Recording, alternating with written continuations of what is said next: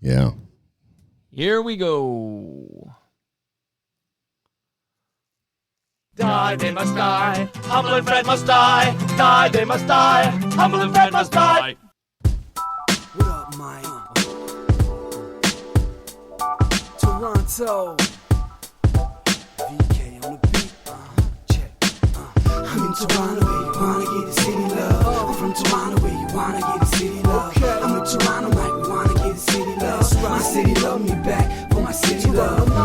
Welcome to episode 1762 of Toronto Mic'd, proudly brought to you by Great Lakes Brewery, a fiercely independent craft brewery who believes in supporting communities, good times, and brewing amazing beer.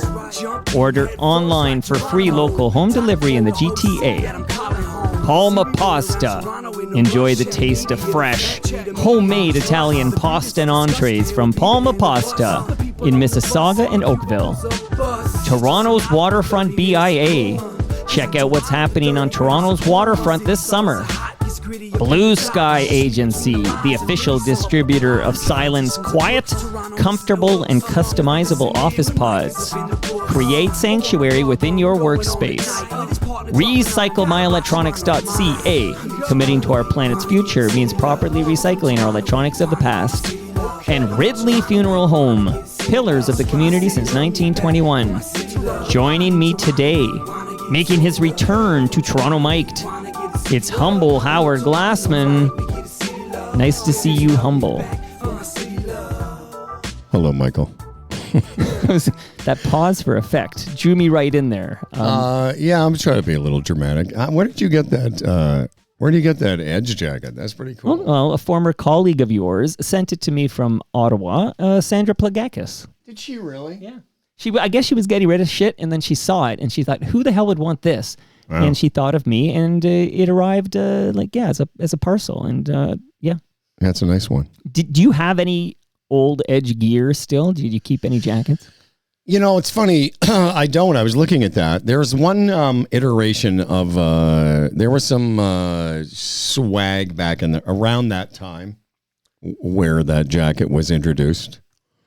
I wish I had that jacket, but I don't. I'll sell it to you for $100. No, it's fine. No, there was, I don't really know what I have left. I've got a box somewhere in my basement of some Edge paraphernalia along with some Humble and Fred stuff.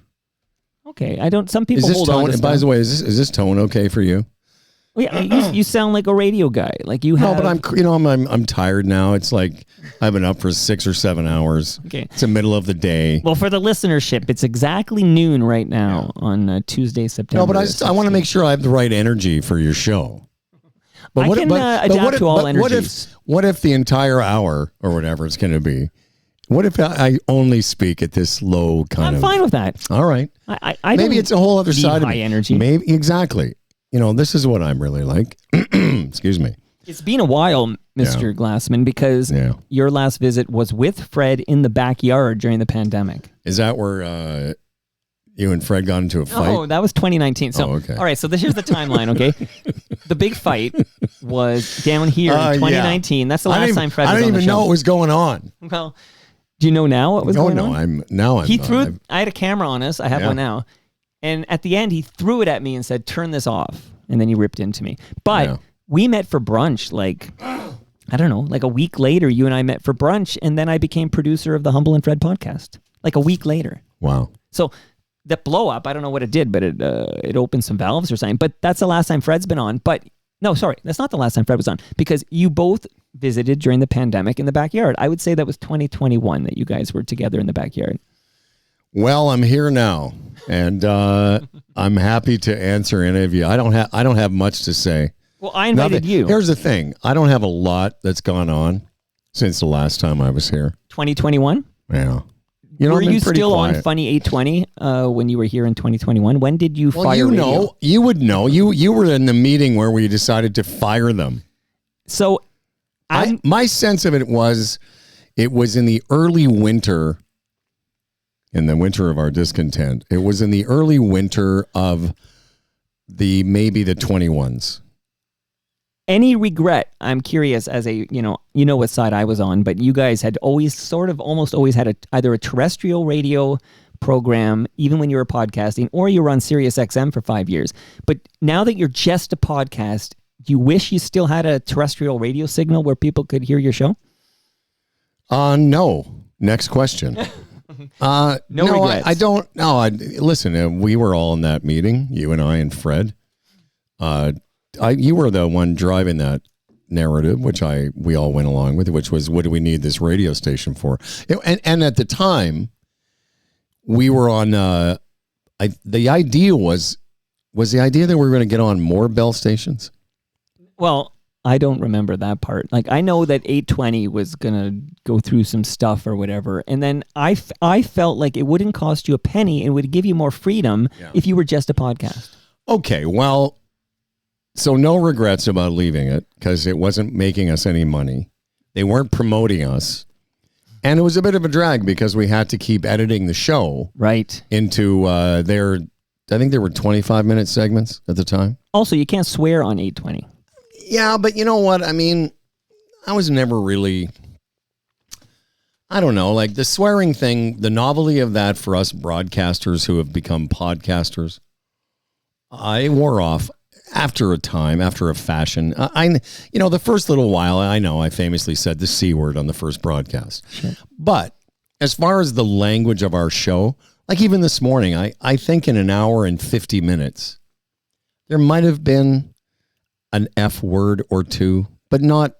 So to answer to focus on the point of terrestrial radio and what it was doing with us, for us, or what it wasn't doing for us, it wasn't.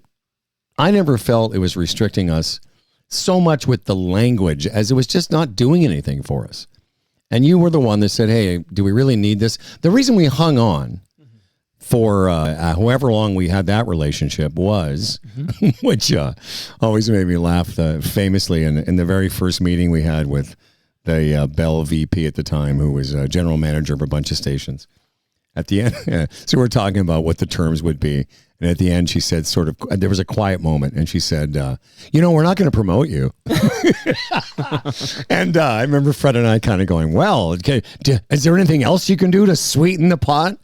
You're not. So let's get this straight. You're not going to pay us, right? Because it was on a revenue share. Anyway, I think we hung on as long as we did, as you sort of hinted that, we always had a terrestrial association and sometimes or satellite, but we always had a radio association, and sometimes from a sales standpoint, I think it helped because it made our offering a little bit more legitimate. In fact, I think you and I even had that discussion at some point that. Sometimes talking to certain clients, they like the fact that you're on a radio station because that's something they know and understand. But it never did us. We never made any money. We never made any money from Sirius other than the fees they paid us to be on their station. So you just disclosed that 820 didn't give you any money to be on their channel. But sorry, actually, the disclosure I want to pick at here is actually the fact that they said they weren't going to promote your show. Why didn't Sirius XM promote you as Canada's morning show? Like, why was there no promotion that Humble and Fred are live every morning on Sirius XM? You did it for 5 years. Well, there was, I shouldn't say no promotion. I think they promoted us on the channel itself, which was Canada Laughs. Right. Initially, the truth of it is they wanted us to be on Canada Talks. That's kind of where they were thinking when they hired us. And, in the end, maybe that would have worked out better for us. We wanted to be on Canada Laughs because our show supposedly is a comedy-based program. Although there are times, you can't tell. So we went with that, and I think that always put their nose out of joint a little bit. And we had a couple of managers there. One of them who is based in Ottawa, had no idea of any of our history, never really liked us that much. I mean, we were okay with him in person, but so there was a variety of factors. I think not the least of which that they never really wanted us to be on that channel. As far as, it's Canada, I often wonder if we had been guys like Opie and Anthony or Stern, and we're not comparing ourselves to Stern, but we can certainly be compared to Opie and Anthony. It would have been a no-brainer to promote us, and whatever brand equity we had in the city of Toronto. We thought there was an opportunity for people who had wanted us to be their morning show again, to subscribe to Sirius Canada. But again, it was another great, well-kept secret that we had a show. Goodness. Okay. So you mentioned comedy. I do have a question there, but I'm going to take a moment to thank everybody who pledged my Terry Fox run, because I did it Sunday morning. So we're talking here on Tuesday. So Sunday morning, I was at High Park, did the Terry Fox run. And I got a note today from the Terry Fox Foundation that I was one of the top 200 fundraisers in the entire country of Canada. So I'm in the top 200. I think that's pretty cool. And it's only because Can you tell people what you raised? First of all, congratulations. Yeah, thank you so much. Okay, so I raised, when I checked in after the run, it was like $5,300 or something. Come on. That gets you in the top 200 in this country. So thanks. Well, I didn't do it alone. Thank you to everybody who pledged the run. I wanted to do that. You mentioned that you guys are a comedy-based program, okay? Yeah. So what is the current status of you, Humble Howard, as a stand-up performer? Great question. Well, I'm just reading what you wrote for me. Just kidding. Yeah. Let me do that. Let me do the comedy stuff. I had a gig. That's a shot. Not really. Well, I said this on the show a couple weeks ago, and it got zero reaction, but that's fine. I just was sort of, over the last couple of years, I've done a few shows. A couple of Septembers ago, I think it was, I opened for my friend Jeremy Hotz at the Danforth Music Hall. Of course. Which was very cool. I enjoyed that.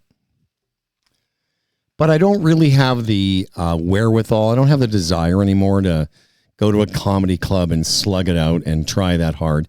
I know it seems weird. I've been doing this my whole life, and I had been booked at a comedy club. We're recording this on what? What's the date today? 15th? September 16th. 16th. So I had been booked into a club in Richmond Hill called Jokers.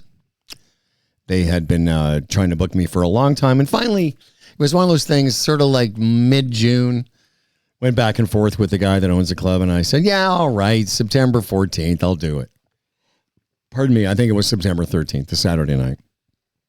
And because when I said yes, it was far enough in the future. I was like, all right, a couple months from now. The problem is when I was doing it 5 and 6 nights a week, which I was doing in 2016, 17 into 18, it was very easy. I could do a gig on a moment's notice, and I was on stage 3 or 4 times a week, sometimes more, sometimes less, but I was on regularly. But when you don't do it, it becomes I found it's very labor intensive for me, almost as laborious as this answer. But I'm trying to give you some context. Sure. Do you understand that, Mike?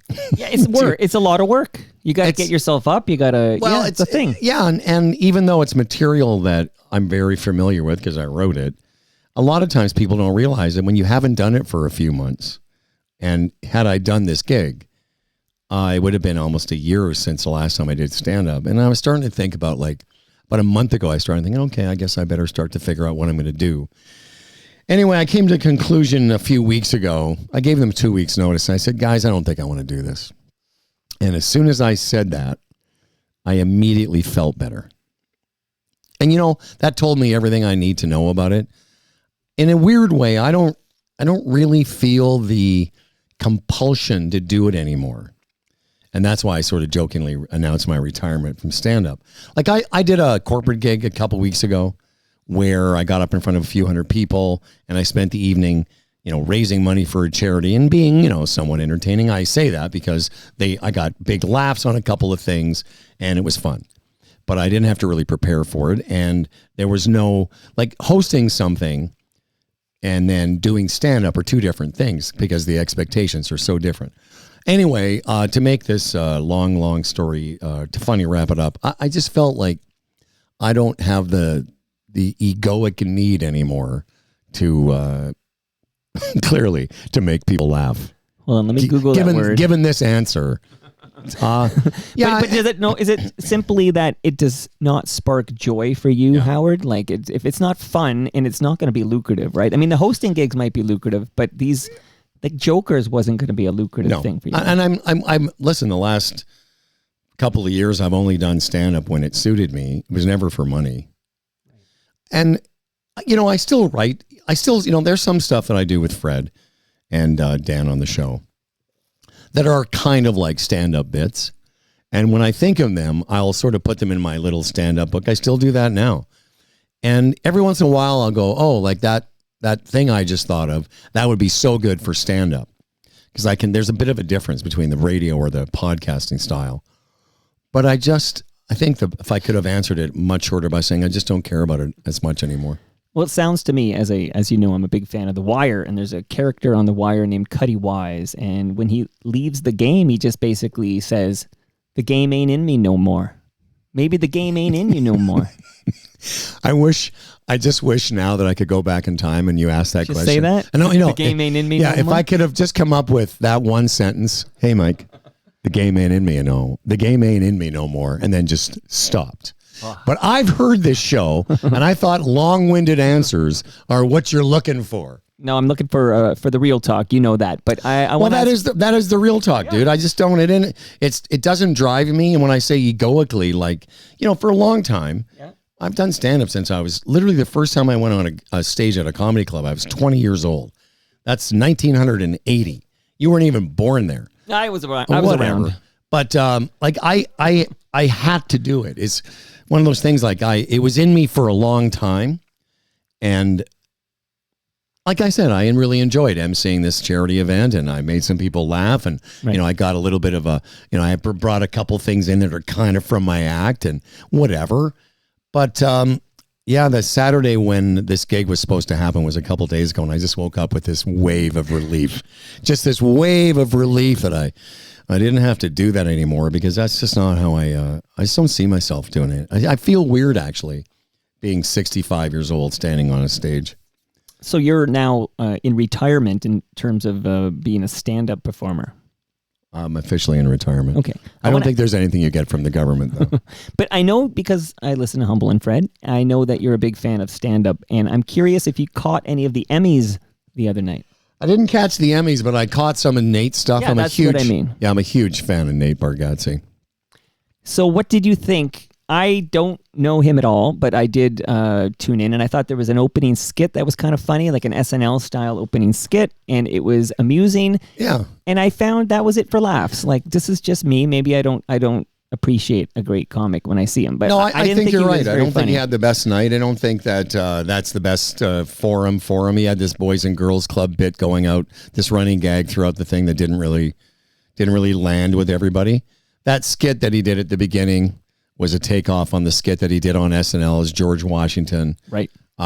He's very, very good, and I've liked him for a long time. That thing about getting back to me not wanting to do stand up. Mm-hmm. It doesn't mean that I'm not. As you mentioned, I still love it. I mean, I watch a lot of it. I watch it like some people listen to. They put on an album for comfort. I've watched almost all of Nate Bargatze's specials, easily 3 or 4 times. Whereas a lot of people who like comedy can't really go back and listen to it, whereas I can. I find different things, and I enjoy especially him. I enjoy the way he delivers material. His delivery is very, very interesting to me. But I didn't think the Emmys were that great. No, I didn't think it was particularly funny, and then I got bored and moved on. But when I saw Nate's performance, I was thinking, what would Howard think of this, since you're sort of a student of the game? Yeah, well, he's very good at it. He's excellent at it. And interestingly enough, he's taken this whole non-controversial, he doesn't swear, and he's made it into a real cottage industry. It's all family-friendly stuff. All family-friendly. His whole Nate Land, that's what he calls his company, Nate Land podcast. Nate Land movies are coming out. He wants to develop a theme park in Nashville, where he's from. Speaking of Nate's, did you catch season 2 of The Rehearsal with Nathan Fielder? I have not. Okay, you have to do this. I've seen a little bit of the first season. But you got to do 2 because it's all about aviation. Like this is like if I were going to go into an AI model or something, what would be an ideal season of television for Howard Glassman? I think it's season 2 of The Rehearsal. I think you will absolutely love it. Why? What's it? What's the premise? So the premise is he has analyzed the logs of all these commercial aircraft crashes, and he has found a commonality, which is the communication between the pilot and the co-pilot. And the whole season, as you know, he very authentically recreates everything and runs through this. It's called The Rehearsal. But I won't blow the mind blow. Like I won't ruin it for you. But I think when you see what happens, there's only 6 episodes, but I think you'll say, Mike, that was fucking incredible. Like what I witnessed in season 2 of The Rehearsal, some of the finest television I've ever seen. And where's this available? I think it's like a Crave thing. Like I think it's an HBO show, so it's on Crave. But it's an interesting concept, and I like the guy. Nathan Fielder is a very interesting character. So much like flying plane stuff in this, like all much right. aviation. Because you still have a pilot's license. As soon as this thing is over, I'm gonna go. Yes, let's watch it together. Yeah, that's another thing. I still have a pilot's license, but not that I stand up is something that's been in my life for my whole life. Yeah, things like flying. That was in my life for, the better part of 10 or 11 years. And I've been thinking about that a lot lately. Like, should I go and, like, I have no interest in getting recurrent because it would take me about 8 to 10 hours of dual instruction, and it's a lot of money.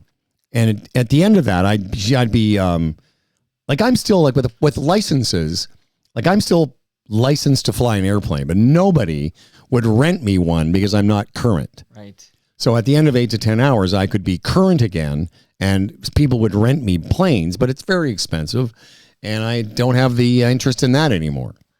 A plane went down in East York yesterday. I did not know that. Yeah, like so it's Monarch Park where my kid plays soccer in Monarch Park there. Did the pilot survive? Yeah, everybody walked away from this thing, but it's the pictures are wild because it's a crashed little plane and like it tried to land in a soccer field. I don't know the details, but I saw the pictures, and then my buddy Cam went there and took some video. But yeah, crashed in East York. You don't hear about that every day. This is just yesterday. No, the flying across the city of Toronto, like when you're in the country, one of the things you're taught to do is constantly be aware, and this is when you're flying just by visual reference. One of the things you're taught is to kind of scan the horizon for potential places to land, which when you're flying over farmers' fields is pretty good. But when you're flying, let's say, from Buttonville, where it doesn't exist anymore, but 404 and 401. Which is where you and I took off when I was in your plane. Is that where we were? I was Buttonville. Okay. I was there.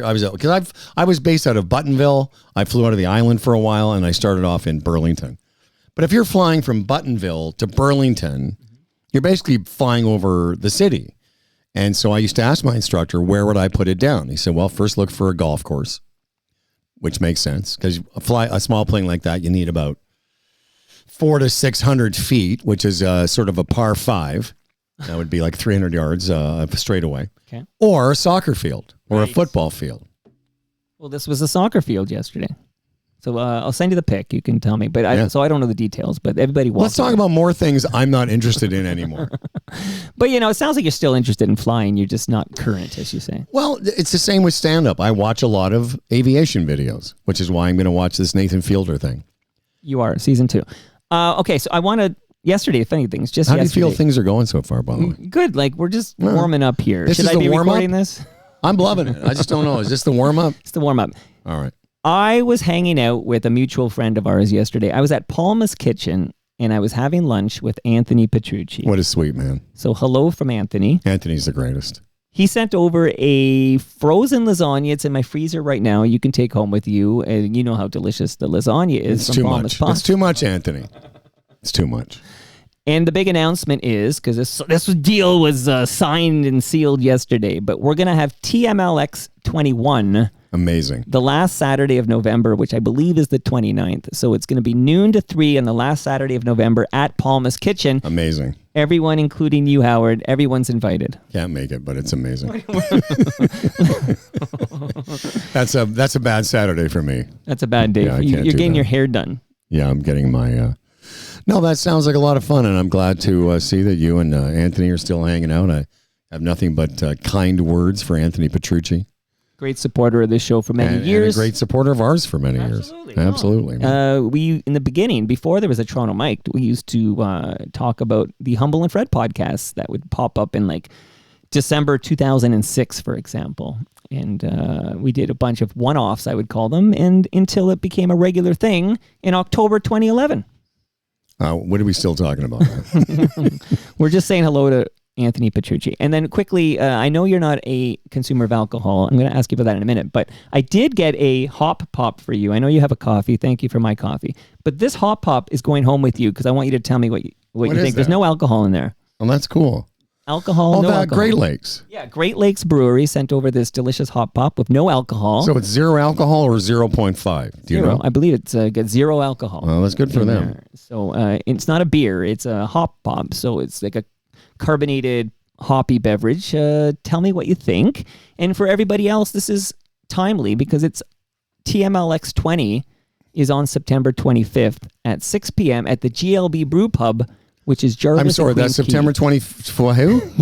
I can't make that. You can't make that. That's a tough one for me. But I just want to make sure the listenership, everybody who's on the list should know it's not the South Etobicoke Brewery. It is the Brew Pub, which is Jarvis and Queens Quay.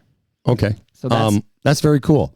What are you learning there? Well, I'm looking at the hop pop. It says hop-infused sparkling water. Yeah. What an interesting category. 0 alcohol, zero calories, 0 calories, and 0 sugar. Yeah. So tell me what you think. And if you like it, I'll get you more. All right. I only had one in supply. But, that's fine. And tell me what you think. Thank you to Great Lakes for that. And thank you for hosting us at TMLX 20 on September 25th. Where do I want to go next? I want to ask you, if you don't mind, about your relationship with golf. Now, I know that as a guy who works with you, that if I want to get a hold of you in the summer months, in the nice months, forget about it. You're probably hitting a golf ball. Like, how many days a week do you play golf? Can you turn my mic off for a second? Oh, yeah, I guess so. Okay. Turn it back on. Thank you. There you go. Well, I'll tell you what I tell my kids when they call me. Yeah. My daughter just called me the other day. She said, "Hey, what are you doing today?" I said, "Well, why don't you answer your own question?" Yeah. She said, "Okay, it's 25 degrees. Mm-hmm. There's not a cloud in the sky. Are you having sex?" No, that's not what she said. No, how much, what was the question? How much do I play? Like 7 days in a week, approximately a typical nice week, like the September week. How many of those days would you be on a golf course? Just curious. 6. Okay. Why not 7? What's wrong with you? You need a day off? I think there was something, for some reason I couldn't. We were doing something else that day. But you love it. Yeah, it's, talk about something that's been in my life since I was a kid. I was having this discussion today with a golf buddy of mine. We were talking about this fitness thing that I'm starting, and I said, he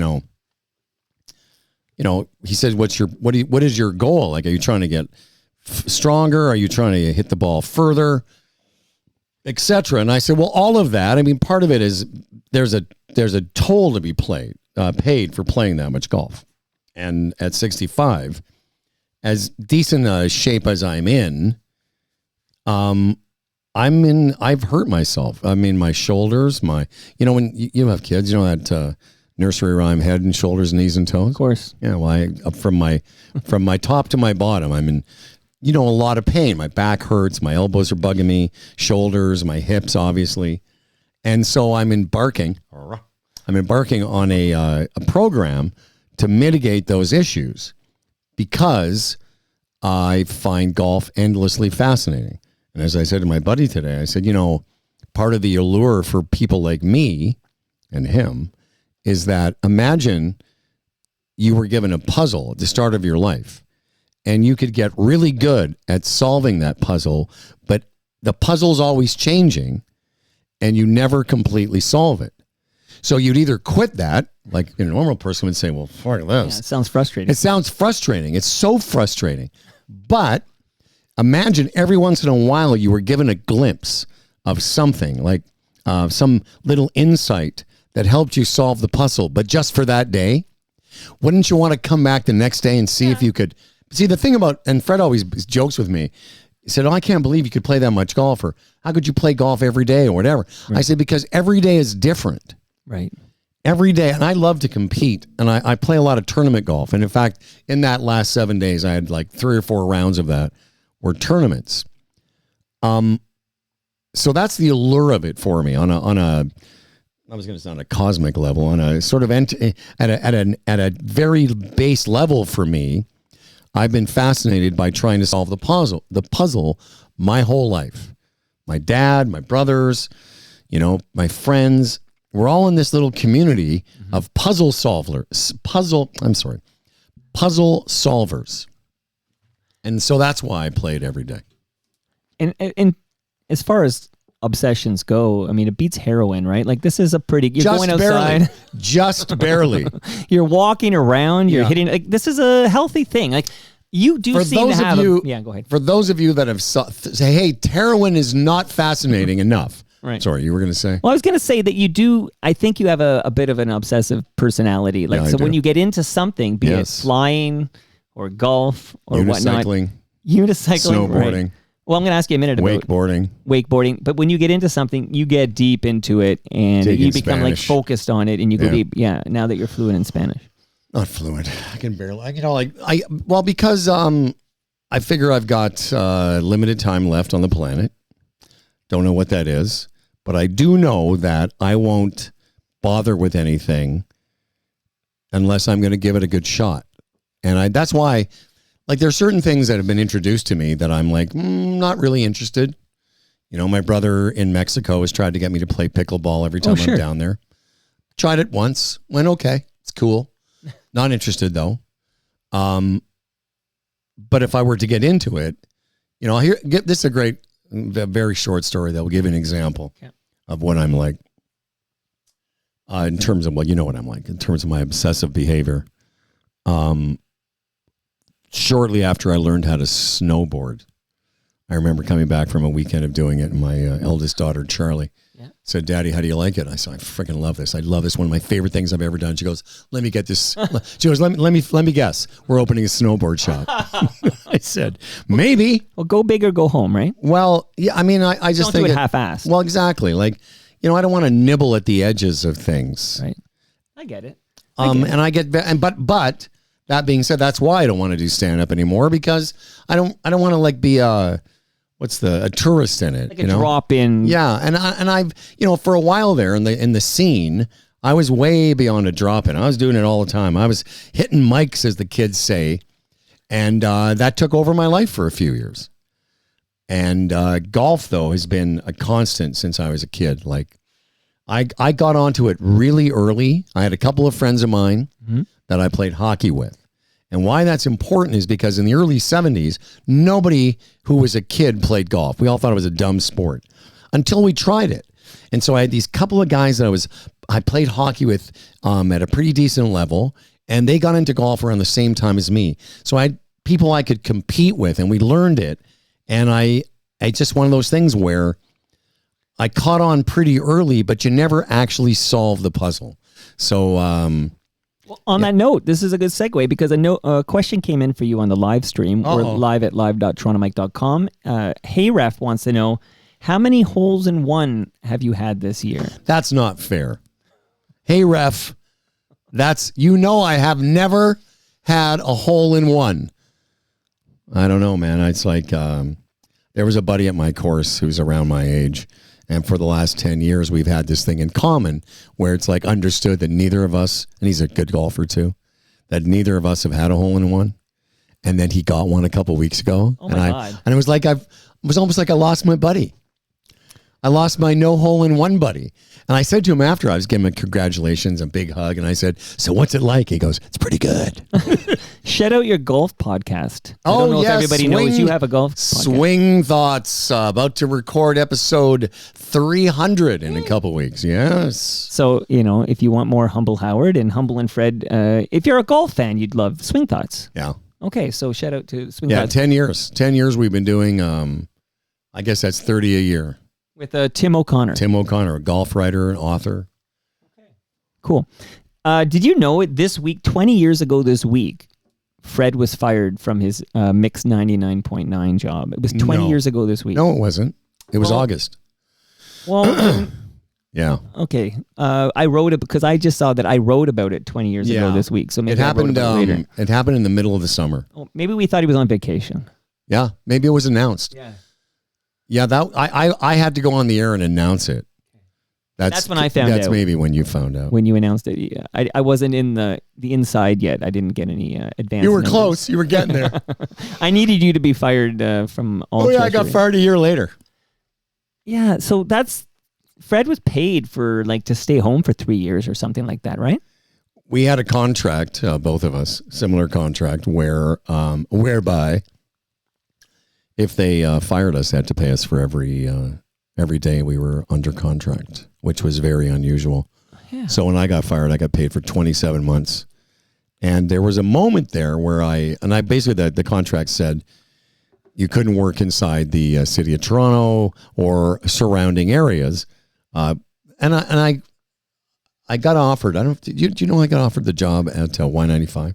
I'm not sure I know that, but please continue. 'Cause yeah. Is that the area? That counts as... So what I found out was, I think it was Y95. Huh. And That's where Lumbee was, right? Yeah, that's where Lumbee was. And I'm trying to remember the program director. Had a funny name, like Dervis or something. I don't know. And so I said to my lawyer, I said, I want to take the job. Can you find out from Standard at the time? They became Estrell.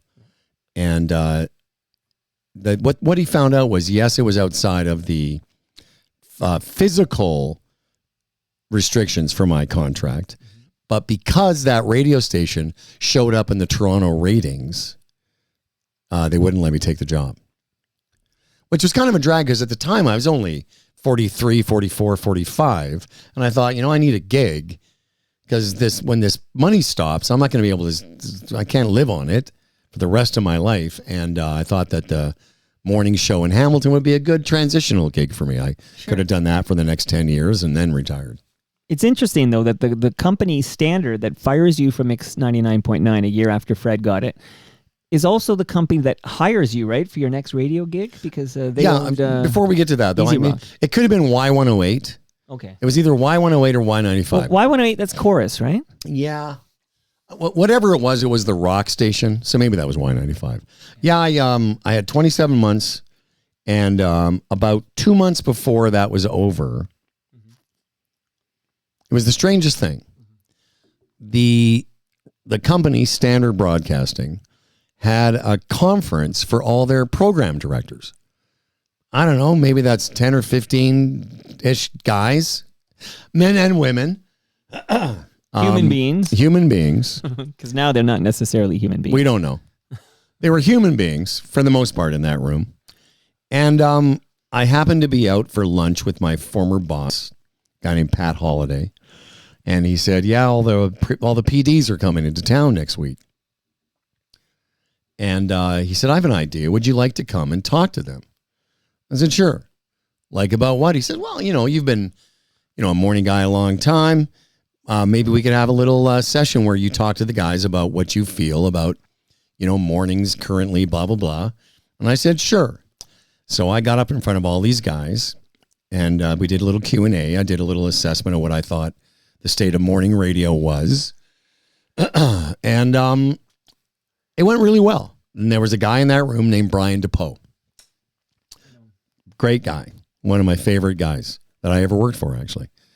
And Brian came up to me, and I'd known Brian because I'd been in the building. And at the time when I was at the Mix, Brian was the program director of Easy Rock. And, I would sort of kibitz with him in the halls. And, I really liked him as a guy and blah, blah, blah. So after I give this little talk to all these PDs from Toronto and across the country, Brian says to me, how is it that you're not still with our company? I said, well, Brian, I got fired and all. And he said, yeah, I have something about that. That's kind of a drag. We got to get you back in. And 2 months later, they hired me as the morning guy at Easy Rock.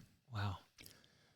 I got a long email from Brian DePoe right after my Mike Cooper episode. So Brian just wanted to fact check some things that I Coop bet. did. I bet. So we had long exchange. So he's a PD at Easy Rock, and he gets you back on the air at Easy Rock. And of course, all radio aficionados know Easy Rock becomes Boom, which I saw just yesterday. I saw on LinkedIn, I think the program director or somebody at Boom was saying, it's the most listened to commercial English station in the country. Yeah. That's wild. Yeah. As soon as they got rid of me, things just took off. Yeah. It's very successful. I don't know what that means in terms of numbers anymore, but they've been the number one station in Toronto for a good decade. And at the time, I was the morning guy with Colleen Rushholm. Of course. When I got hired at Easy Rock, as most people would remember, maybe they don't. I shouldn't say most people remember. I just assume somebody listening to this has heard that I was. Yeah, you would remember. It was me and Kim Stockwood from the Canadian band Shay, and Kim was one of my greatest radio experiences, and only lasted a year. Was working with that woman because she was so good, creative, funny, kind, smart, beautiful, great spirit. Just a wonderful person to hang out with every day. Laughed my head off with her. But she had so little radio experience. It wasn't really fair throwing her in there. It was Colleen and I and Kim. And in fact, how it worked out, Kim and I got hired. Colleen had been fired with Stu Jeffries. They rehired Colleen to bring her in to work with the two of us. Then they think, hey, if you're going to have people in a studio talking for like 3 minutes at a time, why don't you add a fourth person? So they bring in Rick Hodge. Right. So it was just chaos. So after about a year of that, they fire Rick, or they send him to somewhere else, and Kim gets fired, and it's just Colleen and I. And Colleen, another great broadcaster. So funny. I laughed my head off the air. But the show we were doing on the air wasn't very good. And they brought in some consultants and a new program director. And I could just tell, like, it wasn't going great, unfortunately. They even took a meeting with Fred and I. Well, I was going to ask if they ever considered bringing Fred in. Absolutely. When things were really starting to flounder in January, February of 2011, I had been there now for a couple years. And, I was making okay money. I wasn't making the money that Fred and I were making, but I was making decent money. And I wanted to keep the job. And I could tell I was doing everything they told me to do, but it just wasn't working. And at one point that spring, before they fired me, they fired me in May. So like February, March, I said, hey, what about Fred? That would be great. And it would have been. Like Humble and Fred on that radio station. Yeah. Well, given our luck, it wouldn't be the most successful. But I thought that would be a great morning show with Colleen. And took a meeting with Fred, and the guy came back with some research about how we really weren't, top of mind in the market anymore or something. I said, guys, we haven't been on the air for 5 years. Yeah, of course we're not top of mind. Of course we don't resonate, but that would have been a great place for us. Yeah, because the music on Boom is like greatest hits type stuff, right? 70s, 80s, 90s. I feel like that is people who remember Humble and Fred on especially the 90s, and especially they play a good amount, or they did.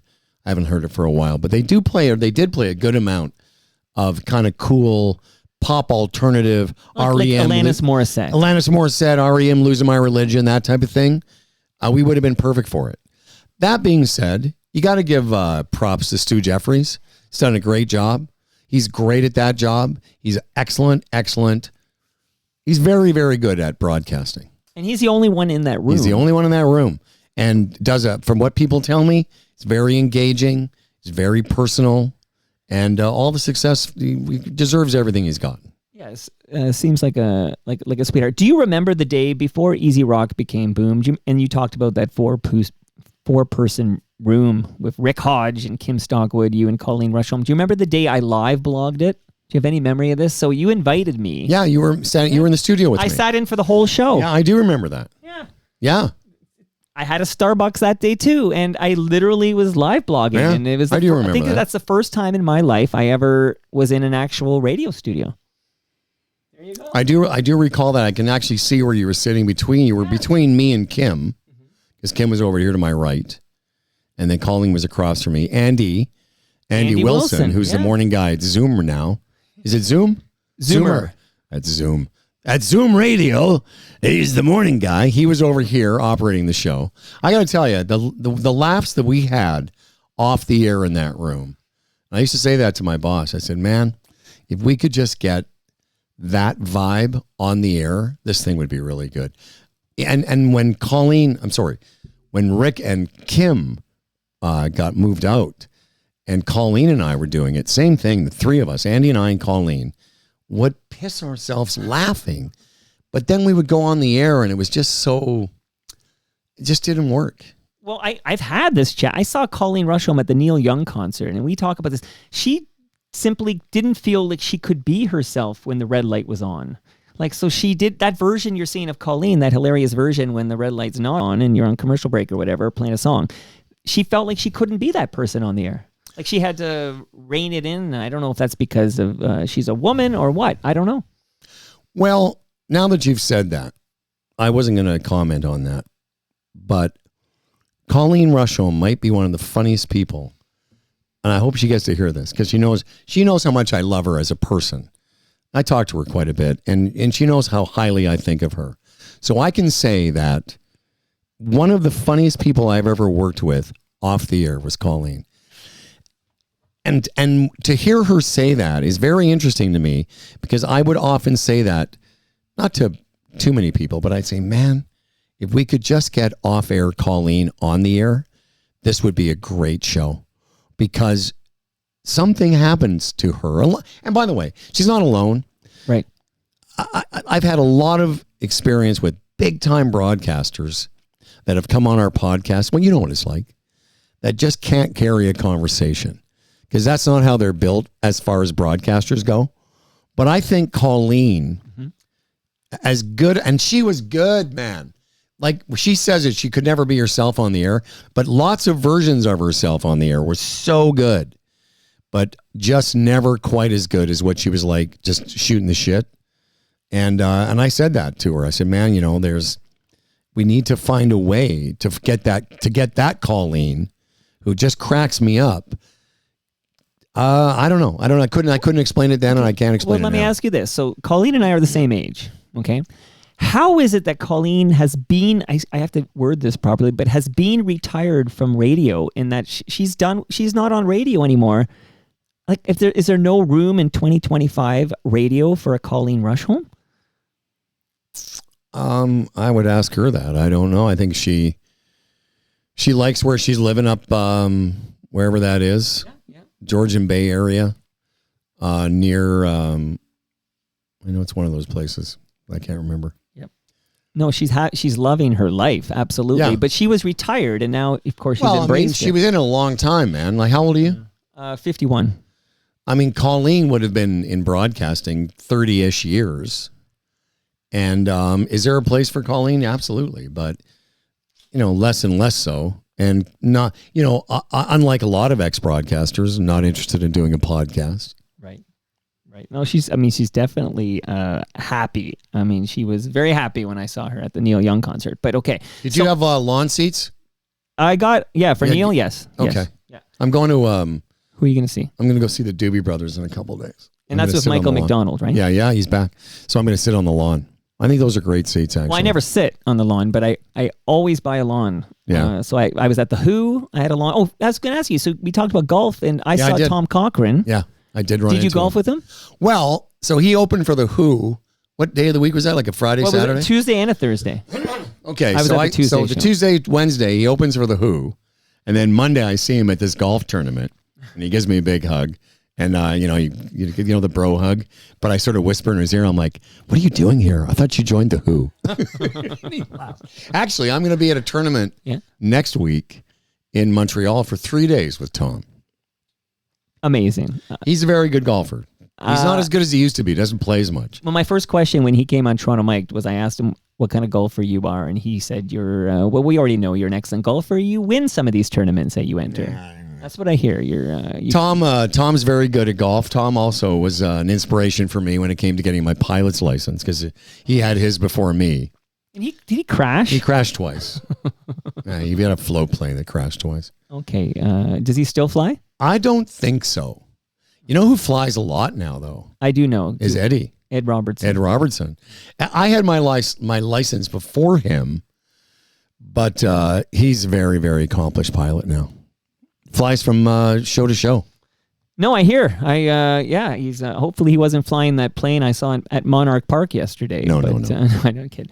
I have more questions for you, but I just want to shout out a couple of partners that help keep this thing going here. So some love to the Blue Sky Agency. Blue Sky Agency is Doug Mills, and he has forged partnerships with established office furniture brands like Silent and Green Furniture Concept and Rouliard. And if anyone listening is looking for dynamic and creative work environments, my wife, Monica, works for a bank, and they've told her you got to be in the office 4 days a week now, Howard. This is the new, effective this week, I believe. That's bullshit. I know it is bullshit. So 4 days a week, but a lot of people being called back to the office, which means a lot of reconfiguration of work environments in the offices. If you're looking for dynamic and creative work environments, write Doug at blueskyagency.ca. Let him know you're an FOTM and talk to Doug about how he can help you. I know that you know Brad Jones from Ridley Funeral Home. Brad has been on the Humble and Fred show. Great man. And you have a measuring tape here, courtesy of Brad Jones at Ridley Funeral Home. You can measure anything you like, Howard. Nice. Brad's got a great podcast called Life's Undertaking. I urge people to subscribe and listen to Life's Undertaking. We drop a new episode every 2 weeks. There's an episode coming up with some people who, from the Waterfront BIA. We're going to talk about some of the events happening at the Waterfront BIA. So look forward to that. And last but not least, before I get back to my humble Howard questions, I want to tell people about recyclemyelectronics.ca. Because Howard, if you have a drawer full of old cables, old electronics, old devices, don't throw that in the garbage, Howard, because those chemicals end up in our landfill. Go to recyclemyelectronics.ca, stick in your postal code, and find out where you can drop it off to be properly recycled. You got it? He's got it. Any breaking news? Oh, that's right. I was listening to your show this morning, and there was breaking news. Yeah, Robert Redford died. So I have 9 seconds of this. What do we got here? Red the Salvation Army Band? Bob Fisher, Who wants to know? I'm Roy Hobbs, your new right fielder. My what? Yeah, I great loved movie. The Natural. Did you hear me mention it? Yeah. Yeah, great movie. There's a movie I've seen easily a dozen times in my life. I could watch it. It's one, when movies used to come on TV, before you could have a movie right, like at the blink of an eye. Sure. That was one of those movies that at any point in that movie, if I started watching it, I would watch it till the end. It's a great movie. Yeah, absolutely love it. I mean, he's done so much, so many great films, but the first movie that popped in my head when I heard Robert Redford had died, I was on a bike ride. I guess I heard Dan Duran say it. And the first movie I thought of was The Natural. And I felt, oh, there goes Roy Hobbs. Yeah, the first one I thought of, because I said it out loud, was Butch Cassidy. But then quickly pivoted to that one, which I guess of all the Redford movies, that would be the one I've seen the most. The Outlaw Josie Wales. There's wasn't he in the one Sting? about I mentioned The Sting. Yeah. The one with Dustin Hoffman. Sneakers. Do you mean Sneakers? Nobody. The All the President's Men. Yes, All the President's Men. Yes. Like when the show was over today, I wrote down Robert Redford movies because I wanted to bring up all those other ones that we didn't have off the top of our head, like All the President's Men. Yeah, great movie. Great movie. Great movie. Yeah, very good. And I'm 89 years old. That's a long run, dude. Yeah, you'll take that, right? I'm not getting to 89. Not with what I've done to my body. Well, you look like pretty good for a 65-year-old. Thank you, Mike. You've got at least 20 more in you. Oh, I hope so. Who's the woman singing this? That Humble and Freddie, they'll stand back to back. They'll bend over rub bums, yeah. want to say a friend of Jamie Watson's, but it could also be a friend of Dan Duran's. Oh. I never met her. Okay. She recorded that offsite for us. But I want to say Jamie, because it's a Jamie production, I can tell. So it's not Amin Bhatia? Amin Bhatia? Amin Bhatia, yes, like a It could thin be. tortilla. But Amin and Jamie they work were together. kind of in our lives around the same time. Okay. So that could have been Amin Bhatia, but also could have been a Dan Duran hookup because Dan and Amin were friends. Interesting. Yeah. Is One it? more. I think it's the I same don't woman. think Tell me it if this is the same woman. Nothing compares. Yes. Nothing compares to humble and fresh. Yeah, definitely. Okay, I like these things. You know, I could just have you come over, hang out for an hour, and we just play these. Like, I wish think we would do that. Early It's way more interesting than what I have to say. Early in our relationship, Howard, you gave me like a bunch of CDs you had, like of these singers and IDs, and I ripped them to MP3. I still have them. Go ahead and play some more. Okay, I'll play a couple more. How about Yeah. let's do this one? Because by this point, no one else is listening to this. No, that's not true. The news today, This is one of my favorites. Humble and Fred are here to stay, or just kill me now. There you go, some Creed. Yeah. And here's a band. That's Jamie for sure. That was Jamie a second ago too. Fred, you are. This is so good. Well, how about this one? Also so good.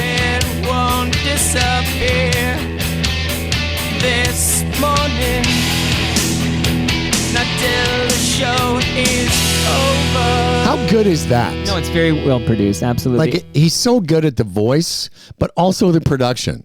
Well, here he is doing a pretty damn good Billy Corgan. Humble and Fred are vampires. So imagine going from that into the actual song. Yeah. Like when we would play that Greasy Jungle or whatever, or the Bill Barucco, like, and then go right into the song. It was cool. Absolutely. There was a lot of stuff we did on our show that didn't have really Humble and Fred involved in it, that were Humble and Fred production. That tone, those are the things I think that in a subtle way gave our show the tone it had. Yeah, Fred and I and our sense of humor and our banter and the camaraderie. But the tone of the show came from a lot of that outside stuff. Here's one of my favorite bands.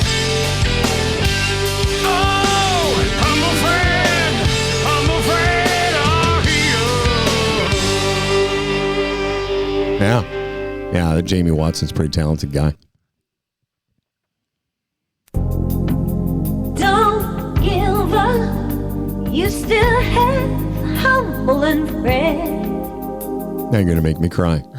That's the goal here. Okay, I want to ask you about somebody else who passed away. So we just learned about Robert Redford today, but we lost Ken Dryden.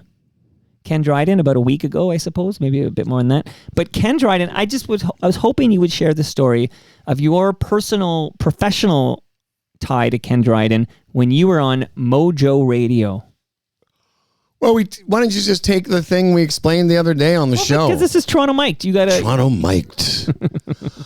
you take the thing we said on the show. Take the thing. You're here right now. I know, but it would be better if you took the thing and edited it. No, it's not better. It's better that you tell us. Well, I don't want to make this a long story. I'll make it as short as I can. We were on Mojo Talk Radio for guys, and it was us and Derringer and Ripken and Stafford and a really good lineup of May Potts was also there. And the whole tone of the radio station was kind of like a rock and roll talk station. Would have been huge. And one of the things that we did was we were the broadcast home of the Toronto Maple Leafs. And following Leaf broadcasts, we had Leaf Talk with Andrew, what's his name? Andy Frost? Oh, yeah. Not Andrew, like Jeff. Was Jeff Merrick on the show? Nope. Or no? He was okay. He's on your show. No, and Jeff hadn't even. Okay. Jeff was doing news for us. Okay, gotcha. When I first met Jeff, he was doing live audio wrestling on Sunday nights, and I thought he was excellent. Wasn't even the content. I just thought he was a great broadcaster. But that's another story where I literally begged on hands and knees. I begged our program director to please give us Jeff Merrick because he could do the job. But I digress. So following the Leafs, and he was great. He was great from the first. He was great long before I met him. And so after the Leaf game, we have Leaf Talk, and then at midnight was a sex show.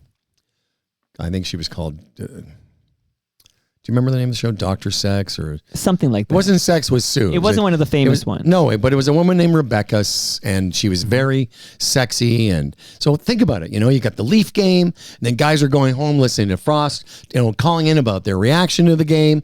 And then when that's done, you got a girl with a beautiful voice being very explicit. Right. And when Mr. Dryden heard that, he blew some kind of internal gasket and put an end to it. And that kind of was a bit of a watershed moment for the radio station, because it was like, oh, if you're going to be the home of the Leafs, we can't allow it to be too risque. I'm like, are you kidding me? You don't think the guys listening to the Leaf game would also like to go to bed with a little bit of a semi? Yeah, but we're missing a key part of this puzzle, right? Because Ken was hired to manage the Maple Leaf Gardens pedophile sex scandal. So I think that's the reason that they didn't want to be associated with anything sexual. Good point. Yeah, I do think, because I did hear you guys talk about it, but you didn't mention that detail. But I just had Steve Paikin, my MP, James Maloney, who's also your MP, by the way, and Bruce Dobigan for a Ken Dryden episode. And we talked about the fact that they needed somebody who's the purest guy around, the purest guy. It was Ken Dryden. So he was president during this period so that they could handle this awful sex scandal at Maple Leaf Gardens. Well, that makes sense. I did not, it's funny. I knew at some point, I think I had a vague awareness that he was hired around that time. Yeah. But until this very moment in time, I was this moment old. It makes sense. Well, whatever the impetus was, right, the net of it was, for us, it changed the tone of the radio station. Yeah. I don't know how Mr. Dryden wasn't aware that the tone of the radio station was going to be a bit risque, because it was called, talk radio for guys. There are no chicks in jail. There was, it's beer, sex, hockey, our whole... You had calendars? Calendars. But you weren't allowed to hang them up in the that wasn't studio. a Dryden thing. No. That was an HR thing. Yeah, we had a Mojo calendar with all these girls in it, and Fred and I. And we were not allowed to hang the calendar up in the office. Which, again, it was the early days of, the wokeism and whatever, which is fine. But, Ken was definitely responsible for a big change, a big turn in the tone of the radio station. So there's your personal...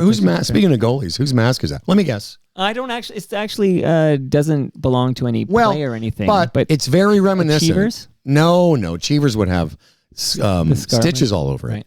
It's very Tony Esposito-esque. Speaking of which, did you see that? I had written this down. That Eddie Jackman died. Yes, I did see that. I got to write that down again, because I was going to talk about with that Fred tomorrow. Yeah, I said, because I wrote it down somewhere.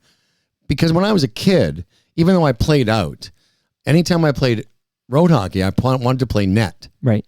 Because you got, road hockey, you've got a baseball glove and maybe some kid's blocker. Yeah. But I loved goalies. Yeah. And Eddie Jackman. Yeah. I remember being Mike Palmatier playing ball hockey. I was always Cheevers. Always Cheevers. Hey, a little sad note, though, I want to share with the listeners, because we mentioned Mojo Radio. So just some sad news I'll pass on now, Howard, if it's okay, is that Mike Stafford, who's been on the show a few times since he was let go from his job at AM 640, he's been on periodically, and he talked about his wife, Jody, battling cancer. So the sad news for the listenership is that Jody passed away yesterday. That's very sad. Yeah. I don't know. Didn't know her. I knew that she came into Mike's life later in life. So, and I think the way it tied into Humble and Fred is Fred was originally going to be the best man for the wedding. And then he got fired as best man, which has been... Well, I guess he won't be invited to the funeral then. Well, so Mike Stafford, we're thinking of you, and we're sorry about this loss. She was only like 55 years old or something like that. So yeah, another death. Way too young. Bev Thompson, speaking of somebody that passed away way too young. Yeah, 61. Yeah, I had done some work with Bev over the years. I hosted, I think I said this on the show, I hosted New Year's, and I was this guy for a while. I guess I was like Ryan Seacrest in training. but I was like the go-to. Let's get Howard to do silly stuff. So I hosted the New Year's Eve in Niagara Falls broadcast with Beverly, Ken Thompson, Ken Shaw, and myself. But I was in that building working on the Deanie Petty show for a couple of years. Of course. And you got Dan on that show. Am I right? Oh, I don't know. I don't know if I got Dan on it. That was quite the story. Do you want to tell it or? I don't know. How much time do we have, Mike? Well, then, it's up to I always feel with you like you run out of gas or patience or something. I'm just enjoying the chat. I'm just enjoying the chat. Well, so I'd been on the Deanie Petty show for a couple of years. They had a rotating group of experts, and I say that with quotation marks, but they liked me. Sure. I'd been a guest on her show, very similar to I made her laugh, and they created a spot for me, and I was I was in my early 30s and just newly married, and I came up with this character called the professional husband. Right.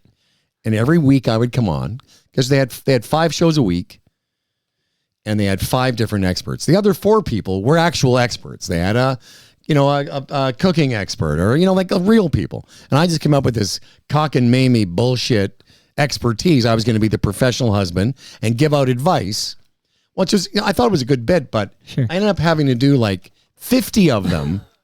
So I had a producer, I had a segment producer, and every week we'd say, okay, and what are you going to do this week? And I would come up with some, thing. We'd go and shoot it. And then I would come on the show, present it to her, kind of like a character on the show. And I had done this for a couple years. I'd become a staple on, again, I'd done some CTV stuff.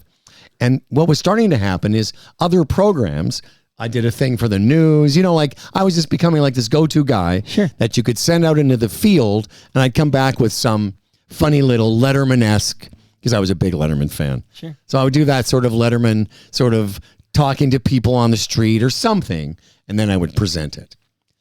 And then I find out from my producer, this is like season 3. I've been on there for a couple of years. And then I find out that they're looking for a permanent co-host. I'm like, bring it on. Yeah. Like, she likes me. We get along. Right. The audience knows me. I'm pretty good at this gig now. And then they say, well, we're auditioning. I'm like, all right. And I come on and I do a audition with her. Let me just pause for a second. In fact, Mike, there was a show, and I'm not sure if, I got to remember this because it's going to sound like I'm making it up, but there was a show prior to or around the time, this was happening, where Deanie couldn't make it one day or had to miss a portion of the show that I hosted. Like, I'm literally on the couch, throwing to commercials, et cetera, hosting the show. The reason I mention it is because that wasn't enough to get me the gig. So I auditioned for the gig as her permanent co-host, and in comes this fellow, my best friend, godfather of my children, one of my childs, guy I've known my whole life, never been on the show, wanders in with his giant TV face and gets the gig. It's because he's handsome. Really? Is that why? Of course it is. So, but it was a little bit of I can remember it being a little bit of a bone of contention. Sure. Because I had worked so hard to get sort of in on this thing. Plus, my segments were labor intensive. I had to go and shoot something, and then I'd show up on a taping day. Like, it was a lot of work. I loved it, though. And it helped me get another gig. So in the end, it was worth it for me. But did Dan, did he say, hey, here's the deal, nothing personal here, but they want to hire me? Like, did he clear it with you, or did you find out when they just said, hey, we hired your best buddy? I don't recall. I'm just curious. By the way, that doesn't sound like something he would do. So after my first kid was born, so when Dan became the season that Dan became her permanent co-host, and by the way, that gig lasted for years. Just the money alone, it would have made me. Like, it's big time, ACTRA, 5-day a week TV money. Right. But the year that Dan got the job, they sort of stopped this 5-person expert thing and just had me on once in a while. And And one of the times they had me on, I brought on my new baby, Dan's godchild. Right. And so they were, and again, part of it was because I'd been on the show for several years, including shooting my ex-wife Randy pregnant. We did this bit at you'll love this. We did a bit at a pumpkin patch where we had the camera, pan across these pumpkins, and then we had made Randy's belly up to look like a jack-o'-lantern, stuff like that. Sure. So I come on the show with my new child, and I'm sitting there next to Deanie, and she says, Dan, have you held your goddaughter? And so we give the baby to Dan, and he almost fucking fumbles it. It was so perfect. It was so Dan Duran. It's like, give me that kid back. Oh, that's funny. So that's the story of that. But it turned out for me, okay for me, because there was a producer that had seen me on there, a guy named John Brunton. And when Steve Kersner, who had created this character Ed the Sock, up till this point, this is around 1994, 95, where I was being sort of phased out of the Deanie Petty show because, they had the great Dan Duran. John saw me, and at the same time, Steven Kersner, Ed, had got a deal at City to bring this cable show that he'd been doing to actual broadcast television. And John calls me up and suggests that I come audition for the show. And that's how I got that gig. So, and being her co-host, Dan was perfect for it. Dan's the perfect guy for that job. I think, to be honest with you, it wasn't just because Dan was way better looking than me, which he is. The reason I didn't get the gig in the end is because I competed too much with her. Do you know what I mean? Like, I was too much of a big personality. She needed, I totally. She could wanted see a that. co-host. She didn't Right. want. She wanted a sidekick, not a co-host. Right. She wanted somebody like Dan who's perfect for that gig. Like, he's amazing at it. And I mean, he was amazing at it, and remains so to this day. But I was more of a driver. I would have wanted to interject myself too much into it. So I think that for that reason, they went with Dan. For among the many reasons, but that was definitely one of them. And to this day, Dan is on the Humble and Fred podcast. So I want to make sure we're clear that people can subscribe to Humble and Fred. Yes. You record Please. Monday, Tuesdays, and Wednesdays. So what we're talking on a Tuesday, so you got a live show. And because you're live on Facebook, it's important the listenership know that it's 7:30 in the morning. If you go to the Humble and Fred Facebook page, you can watch the guys record live. So And see how much better looking Dan is to this very day. I asked Deanie came on Toronto Mike, then I asked her about this we're talking about now. And she said something to the effect of, he got the gig because he was hot. Like she owns it. Like, Oh, no, absolutely. But I could tell you, I know Deanie. I spent a lot of time with Deanie, and I really, really liked her. Really like her. But I also know her personality. And I know that I gave her a bit more cheek, back and forth. Right. And I can imagine, listen, if I were hosting that show and they said, hey, do you want Howard, the guy that, takes up a lot of air and funny guy? The funny guy isn't afraid to mix it up with you? Or do you want the sweet, good-natured, good-looking, super TV guy who looks great in a suit? That would be a no-brainer. But it was a gig I wanted for sure. Sure. It's funny then you, because I watched that at the Sock. I watched him on Cable 10, a couple of different hosts, and then came to City TV. And I definitely remember Howard Glassman hosting the Ed the Sock show on City TV. So it was a great experience for me. I often talk about it. I mean, I've mentioned it over the years I sometimes will throw it away as a negative experience. And I'll say this, because I've made my peace with Steve Kersner over the years. He's taking a lot of shots at me, but we've come to a nice place now, and I really do respect what he did. I respect that he's been at it this long, and he's still trying to grind it out. But for me, as a guy that was a student of the television game, and I had done a lot of TV. Most people don't know, but I had a TV show on CBC prior to Deanie. I had hosted one-off specials on television prior to Deanie. But Deanie gave me a real kind of refresher onto that type of broadcast television. So when it came time to do Ed's night party, it was a dream come true for me because it was a 4-camera shoot, at least. It was an audience. I had to do a monologue. and I got a real crash course in being the host of a show like that. Going from, the audience to the guest to Ed, handling that, and then wrapping it up, throwing to commercials, knowing I loved it. Well, you're a big Letterman fan. Yeah, exactly. So as a Letterman fan, I loved everything about it except the character of Ed the Sock. And because it just wasn't my sense of humor. Right. And so I had this one hand, like 75% of it was my dream gig, except the guy who was the star of the show, I just found annoying. But that's fine because the audience loved him. The weird thing was I looked like the host, but I was the sidekick. He looked like the sidekick, but it was his show. Right. And that's why again, after 2 years of doing it, he fired me. At the time, it pissed me off, but I know now, I look back, I got fired for the same reasons I didn't get hired by Deanie. I took up too much space. I looked like the host, and that wasn't what he wanted. Right. I took over the tone of the show. That's not what he wanted. I shouldn't have done that.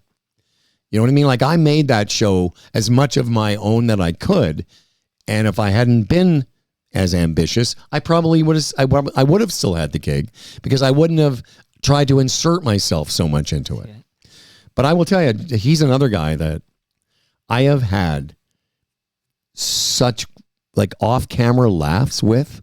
Like a couple of times we did some remote shoots. Oh, Kersner, man. Yeah. So we did some remote shoots. They're long days, 8 or 9 or 10 hours, and you get a little punchy. And I remember Steve making me fucking laugh so hard. So I do have some fond memories. It wasn't my, again, I would have been better off if I'd have been a little less assertive in the role, but I did get to meet some cool people, and I got a lot of. It was a great broadcast experience. He's doing overnights live on The Rock in Oshawa.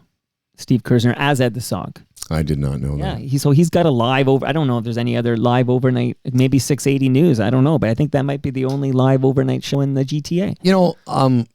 Toronto Mike, let me ask you about a show that I hosted briefly. Switchback. No, that was the CBC show I had. There was a show, and I've had this conversation recently, and it's making me think of, because we're having this television conversation. It was hosted by Murray McLaughlin. Do you remember this show? It was on Global Television, and he had gotten this show. I can't remember the name of it, but it was going to be Canada's version of Politically Incorrect. I have no memory of this. And I was a guest on it a couple times on the panel. Mm-hmm. And we should look it up because I can't remember the name of it, but they were going to cancel it. In fact, they were going to cancel the show. I found out after the fact. They were going to cancel the show. And then I came on as one of the panelists, and they thought they had about, what's the name of it? Well, I see a show. I think this is a different show. This is called Floating Over Canada, but this is a different show. No. Yeah. Okay. So it was. All right, I'll find it. Yeah, find it. So when I did the second appearance, they had about 8 weeks left of the season, and they were going to cancel it. And then I did this appearance, and the producer came up to me after and said, "We're thinking of having you take over as the host. Murray isn't working out. This isn't his cup of tea. He doesn't like doing it. Whatever it was a mutual thing. What would you think of that?" And I got to tell you, Mike, I was made for it. Right. I'm not saying I'm Bill Maher or whatever, but it was a monologue, an audience, 3 or 4 panelists. It was politically centered, but not completely, not exclusively. And I'm going to tell you, when it was over, I was so sad because it was the show I would have loved to have done. Because by that point now, I had done a 4-camera shoot. I'd done a couple years of Deanie. I had a couple years with Ed the Sock. I felt like, I had enough experience to handle it. And unfortunately, after I did 8 episodes, they never renewed it. But it was a show that, I'm not sure if you didn't know about it or you didn't know that I did it, then nobody knew about it. Yeah, I can't even find any. I know I know it exists. It's not called Listen Up, right? That's a different. He had a few different shows they tried him out on, but I have no memory of this television show you're describing. I would just go Murray McLaughlin Global Television. Well, I did Murray McLaughlin Global Television, and nothing comes up. Well, it's all right. It's yeah. I mean, you can insert. And I went to the wiki page. There's nothing. You can on insert there. this as a postscript. Well, I'm sure it won't be on his wiki page. No, like it was not I don't think it was a great experience for him. Well, he doesn't write his own wiki page, right? Like he did it. He would typically it would. So interesting. Okay, so that's the first. He what's his song? Rock This Town.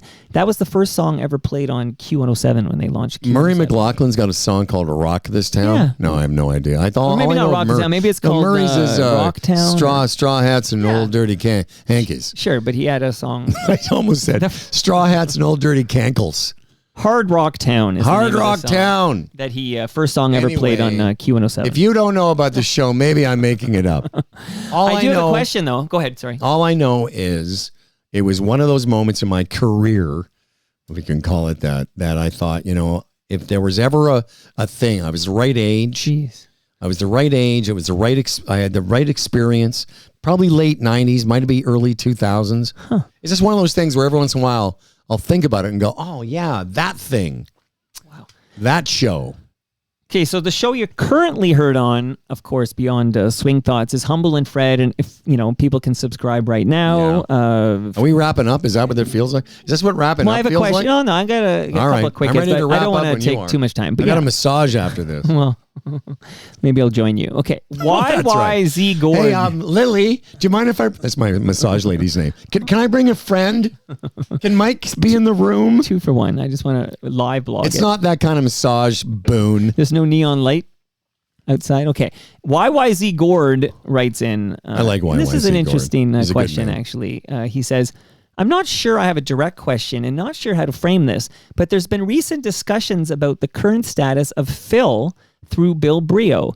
Clearly, Humble and Fred are still interested in Phil. Curious if he has done anything to reach out or try to repair the relationship or any regrets there. This is YYZ Gord. I have, and I do regret it. We supported Phil, like his, Caucasian parents, his Caucasian gay parents, his same-sex parents, Humble and Fred. Supported the guy for 10 years. I like he was in my house every day, and hung out with him and tried to give him all kinds of other opportunities. And whenever we would bring in people to rent our studio, we'd give Phil the gig so he'd have extra money. Sure. We paid him, even though he was kind of like a part-time hourly employee. We paid him like he was a full-time staff member. Whether we worked 4 days or 5 or we took time off, we kept paying him.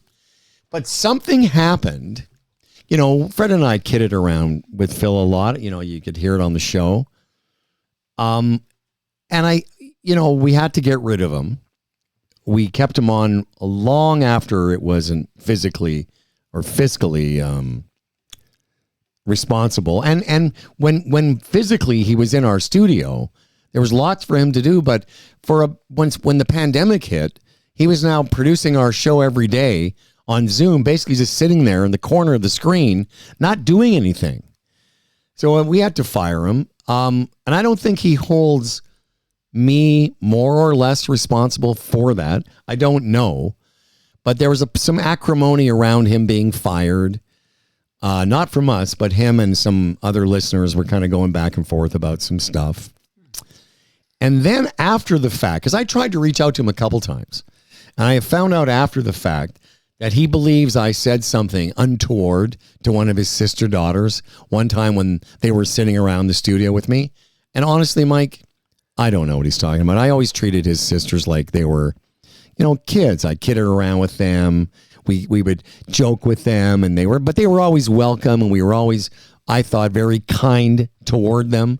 I thought I was. So I have no explanation other than he thinks something I said to them, he cannot forgive me for, is what he said, which is, pretty crazy because some of the shit we said to him, about him, with his wife and all kinds of stuff.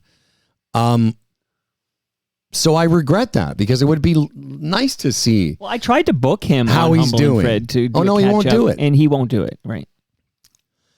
So it is regretful only in that I had such affection for the guy. Right. And we all were like this little unit for so long, a long time. I remember when he showed up at the Phil, 30th the Friday Street, intern. the 30th Street studios there. He was going to school. He would come in once a week. We called him Phil, the Friday intern. Very early in the run, he showed up. I remember the day he was interviewing with us. I was in, we had a little tiny room. It was barely a studio, much smaller than this. With the fish tank. 30th, yeah, with the fish tank. I remember it well. So I was in there doing something, and Fred walked out the door to meet this kid that was going to intern or interview to be our intern. And Fred almost came back in running. He goes, "You got to meet this kid." Like we could tell immediately that this kid was going to be great with us because he was just so odd. Right. So yes, it bugs me that I don't know what it was I did that was so offensive, considering some of the ridiculous and outrageous shit we said to each other.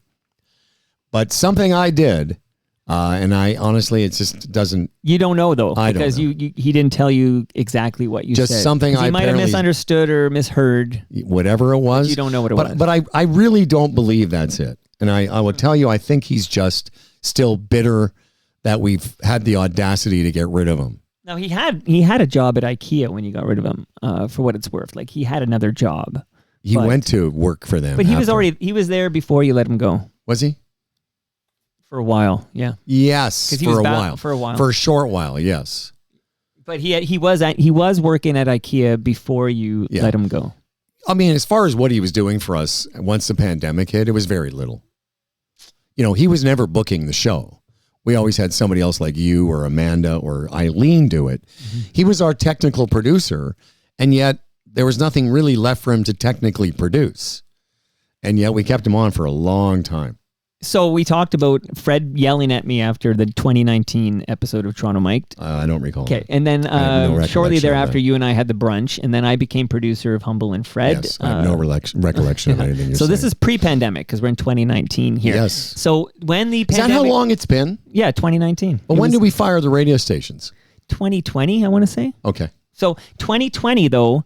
When March 2020, when we got the orders to we can't hang out in the same room together, essentially, we moved it to Zoom. So we moved it remotely. And I'm wondering, do you miss, because it's been there ever since. So the show is now Fred, wherever he'll be at his trailer, or maybe he'll be in Brampton, and you'll be in Mexico. You could be anywhere, but you're in South Etobicoke.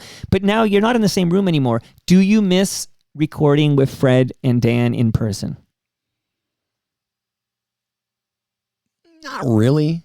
I hesitated only because I don't think so anymore. I mean, I found it strange for a very short time.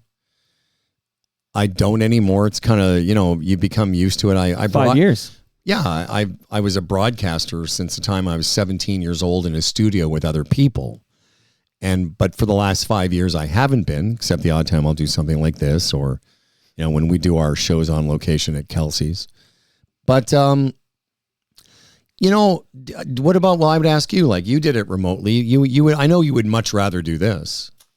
Not for everybody, because there's exceptions, but I typically will say no to remotes. Like I actually come to the basement, or we just won't do this episode. So I'm really sort of really big on the in-person conversations and the energy, but partly because there's an energy feed being in the same room as somebody. Oh, absolutely. I agree. That when I'm on Zoom, I actually they aren't memorable to me. Like I can barely remember they happened. I don't feel I have the same connection.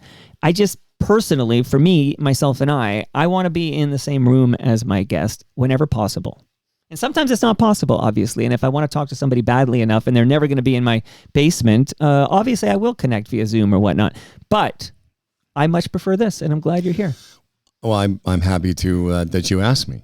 I can tell you, though, I've done a program with Fred Patterson since I was a kid. Yeah. So I don't need to be in the same room with him for us to have a vibe. Mm-hmm. We have established the vibe of our relationship is well established. And yeah, when we did the show a few months ago together at Kelsey's with Dan sitting next to us, and it's fun, but the pandemic, and I've said this on the show, so it's not new, But the pandemic disrupted a lot of people's lives, including our own. But in our case, I think it actually extended the life of the show because Fred Patterson was going to start going away all winter.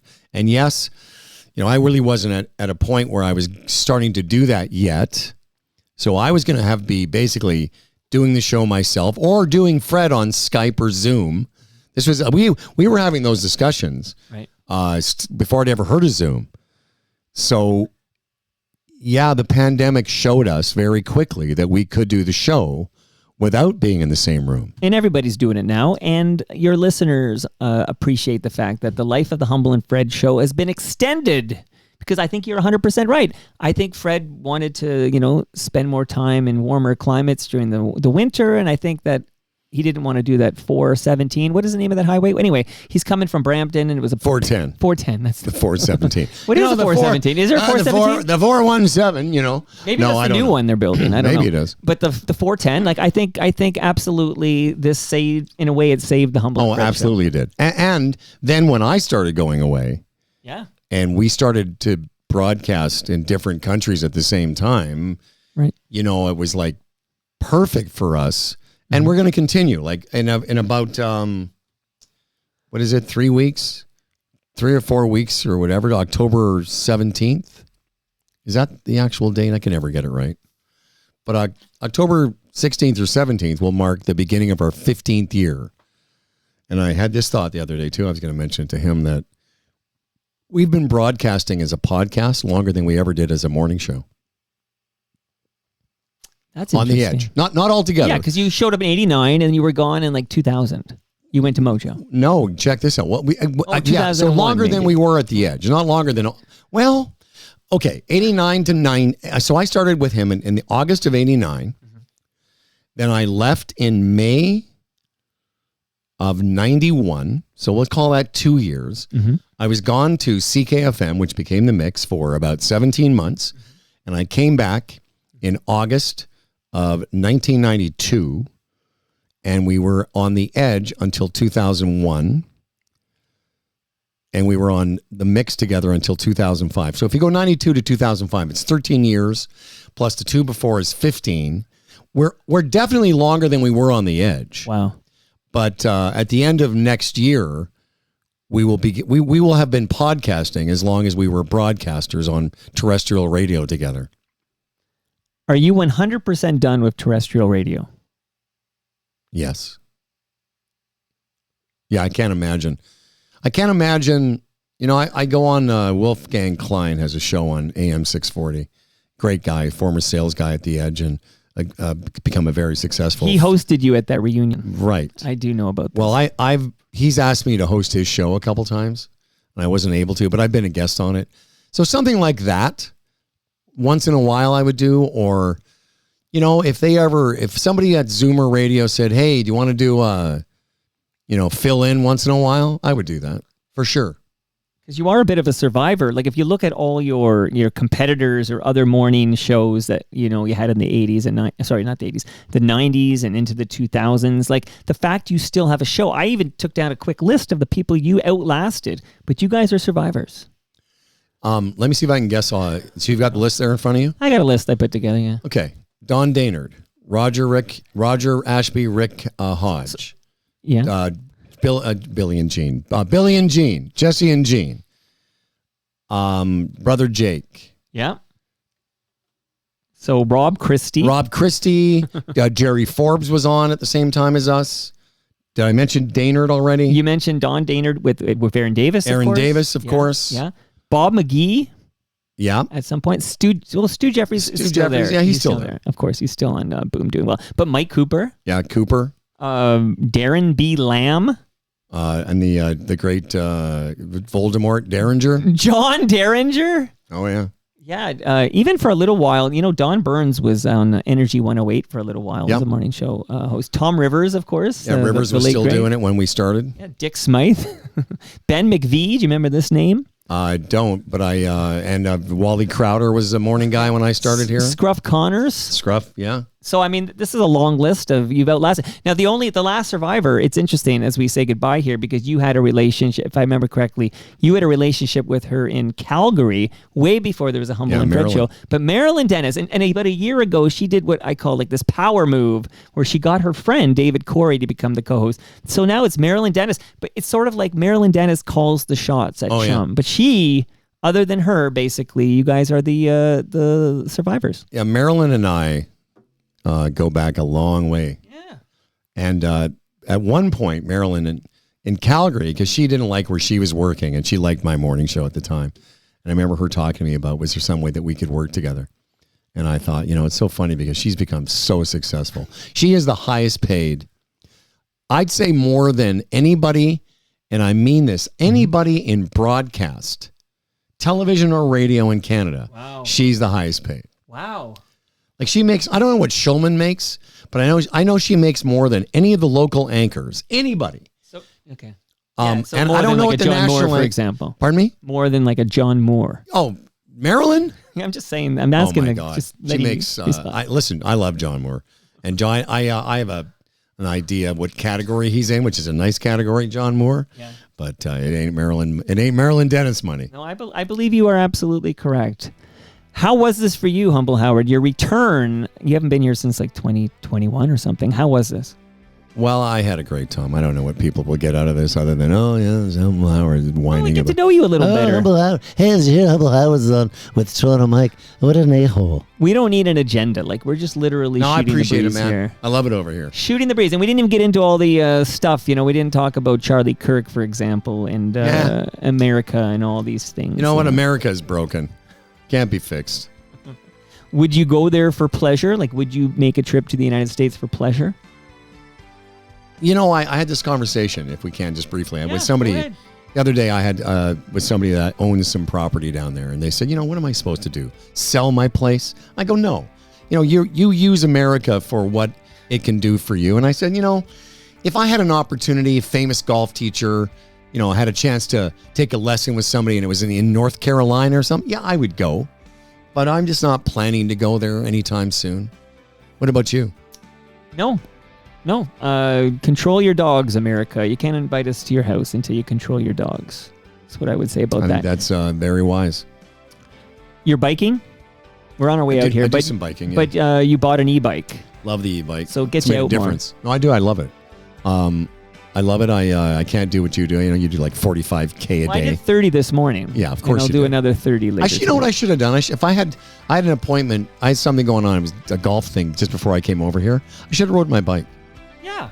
Like what a missed opportunity. Yeah. I mentioned Monica has to spend 4 days downtown now, and she bought an e-bike to get to and from work, and she wasn't going to do it with the old pedal-powered bicycle. So I think if it gets you out there... Absolutely. I'm a big fan of the e-bike, even though it's not for me personally because I like the pedal power.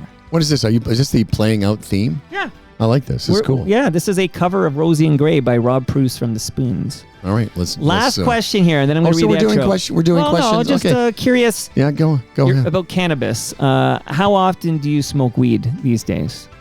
I smoke it every day. But you took a break when you had the heart issue, right? Yeah, I took a 2-year break, but I don't smoke it during the day. Like, I'm not stoned now, at night? even though you might think I am. No, I smoke it. I describe it this way. It's like some people would have a glass of wine after dinner or with dinner. That's kind of like me. I never really smoke it until, I'm all done everything, and it's like 7:30, and I have a couple of puffs. I might have another puff before I go to sleep, but that's about it. And that brings us to the end of our 1,762nd show. Thank you, Toronto Mike. Go to TorontoMike.com for all your Toronto Mike needs. Much love to all who made this possible. That is patrons like you. Go to patreon.com/Toronto Mike and become a member today. Great Lakes Brewery. Enjoy your hop pop, Howard. Thank you. Palma Pasta. Don't leave without your delicious lasagna. Toronto's Waterfront BIA. RecycleMyElectronics.ca. Blue Sky Agency and Ridley Funeral Home. See you all. Who's coming up next? I got Lauren Honickman and then Ben Rayner. Lots of fun happening later this week. See you all then.